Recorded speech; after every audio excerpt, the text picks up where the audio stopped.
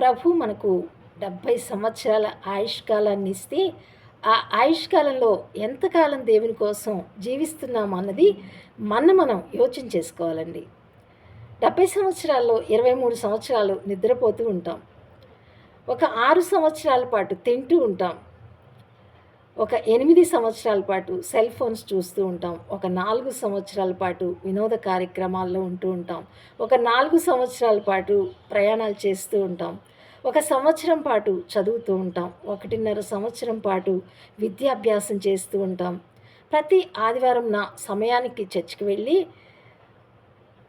ఆరాధన అయ్యే వరకు మనం చర్చిలో ఉండి రోజు ఒక 5 నిమిషాలు ఉదయం, సాయంకాలం 5 నిమిషాలు ప్రార్థన చేస్తే మనం కేవలం ప్రభు కోసం జీవించేది ఒక 6 నెలలు మాత్రమే.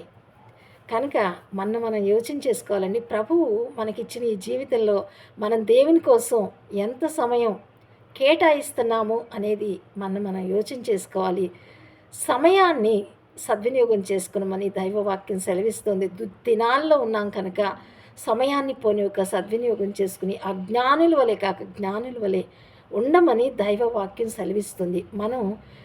మనం వేస్ట్ చేసే వ్యర్థపరిచే సమయం ఎంత మనం యోచన చేసుకోవాలండి. కనుక జాగ్రత్త కలిగి ఉందాం. సమయాన్ని జాగ్రత్తగా ప్రభు సన్నిధిలో గడపటానికి, ఆయన సన్నిధిలో ఆయన స్తుతించుటకు, ఆరాధించుటకు, ప్రార్థించుటకు, విజ్ఞాపన చేయటానికి, మన సమయాన్ని గడపటానికి మనం ఆయత్తపడదాం, ప్రయాసపడదాం. God bless you all.